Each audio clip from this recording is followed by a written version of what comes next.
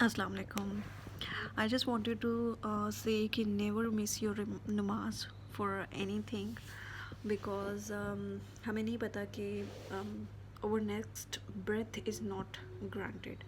तो ये जो हम सोचते हैं ना कि हम अभी नमाज अपना कोई नमाज का वक्त है और कोई हम काम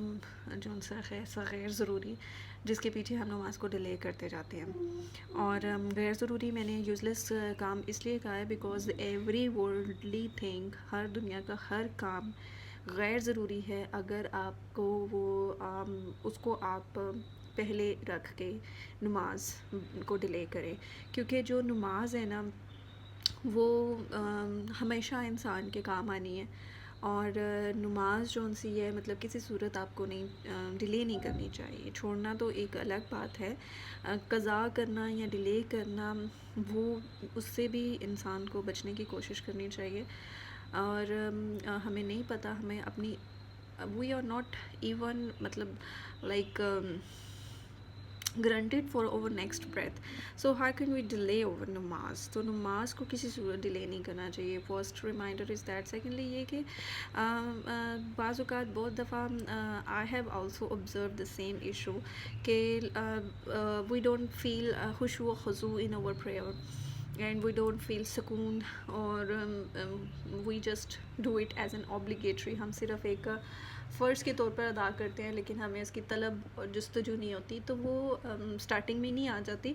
उसको टाइम लगता है। तो डोंट गिव अप, उसको टाइम लगेगा। आप अगर अपनी नमाज़ों की फ़िक्र करना शुरू कर देंगे और अपनी नमाज़ों में पाबंद होना शुरू कर देंगे और अपनी नमाज़ों की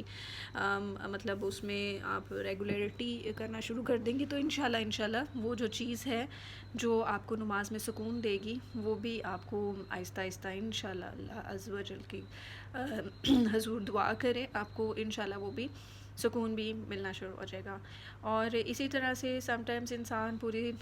एक चीज़ के लिए दुनिया में कोई भी ख्वाहिश के लिए या किसी चीज़ के लिए बहुत दुआएं करता है और उसकी वो दुआ कबूल नहीं होती, तो उसको बड़ा एक फ़ीलिंग आती है, एक डिसअपॉइंटमेंट की फ़ीलिंग आती है। लेकिन उस डिसअपॉइंटमेंट फ़ीलिंग के साथ भी अपने आप को पुश करना, अगर नमाज में सुकून नहीं मिल रहा उसके साथ भी आपको अपने आप को पुश करके अपनी स्ट्रगल जारी रखना, तो अल्लाह ताला को इंसान की स्ट्रगल ही चाहिए और स्ट्रगल से ही मोहब्बत है अल्लाह को। और जब आप सिर्फ़ अपनी अल्लाह की रज़ा के लिए और सिर्फ़ अल्लाह की मोहब्बत में जब आप नमाज़ें अदा करनी शुरू कर देंगे तो इंशाल्लाह उसमें खुशू वज़ू भी आ जाएगा। और जब आप ये सोच के पढ़ेंगे कि when you need something and when you ask something for Allah to Allah, जब आपको कुछ चाहिए होता है तो आप जब मांगते हैं तो जब आपको नहीं मिलता तो आपको डिसअपॉइंटमेंट होती है।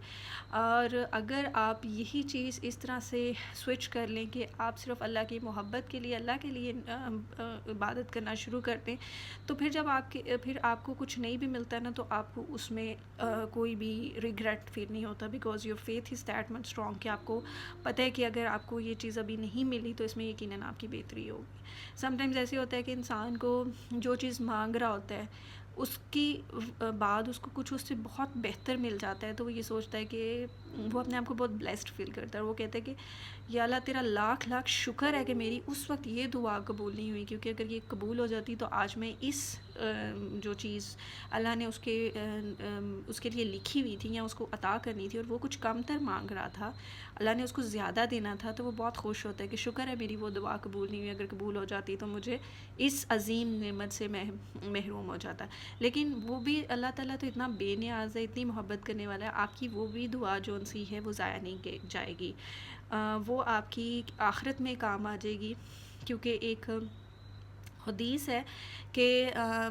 जो दुआएं दुनिया में कबूल नहीं होती वो आखिरत में बहुत ज़्यादा आपका बनती हैं, निजात का बायस बनती हैं। और इसीलिए बाद सहाबा कहते होते थे कि काश हमारी कोई भी दुआ कबूल ना होती, काश हमारी पूरी ज़िंदगी आजमाइश में गुजरती, हमें इतना सुकून क्यों मिला। क्योंकि जब वो देखेंगे ना कि जो दुनिया में लेस फॉर्चुनेट लोग हैं वो जब जन्नत में पहले दाखिल होंगे, जब हम देखेंगे, सहाबा के बारे में तो ऐसा नहीं बोलना चाहिए, इंसानों के बारे में बोलते हैं कि जब हम देखेंगे گے نا کہ جو دنیا میں لیس فارچونیٹ لوگ ہیں وہ جنت میں ان کے زیادہ مقام اونچے ہوں گے، پھر ہمیں ہوگا اس چیز کا افسوس اور ریئلائز ہوگا کہ ہمیں کیوں دنیا میں سب کچھ ملتا رہا۔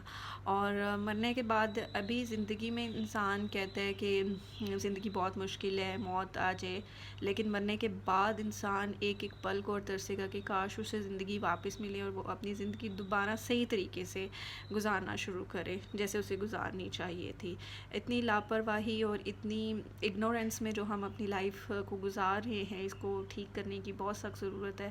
اور یہ نہ ہو کہ ہمیں کوئی پچھتاوا ہو بعد میں، اور بعد میں ہم بھی ان لوگوں میں شامل ہوں کہ جو کہیں کہ ہمیں کیوں دعائیں قبول ہوئیں، یا پھر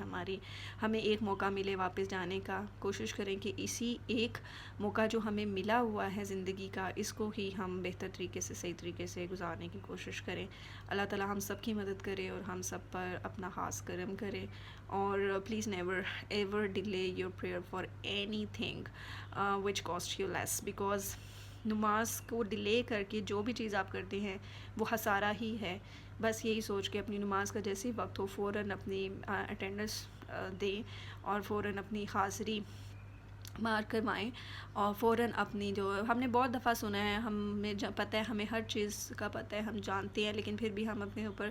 شیطان کو حاوی کر لیتے ہیں، شیطان کے انفلوئنس میں آ کے اپنی غیر ضروری کاموں میں اپنا وقت ضائع کر کے اپنی نماز ڈیلے کرتے ہیں۔ جس طرح ہمیں کوئی فون کال آتی ہے تو ہم فوراً فون کی طرف ہمیں ایک ہوتی ہے لائک کیوریوسٹی ہوتی ہے کہ ہو از کالنگ، ہم فوراً فون چیک کرتے ہیں اور ہم فوراً بات کرنے کی طرف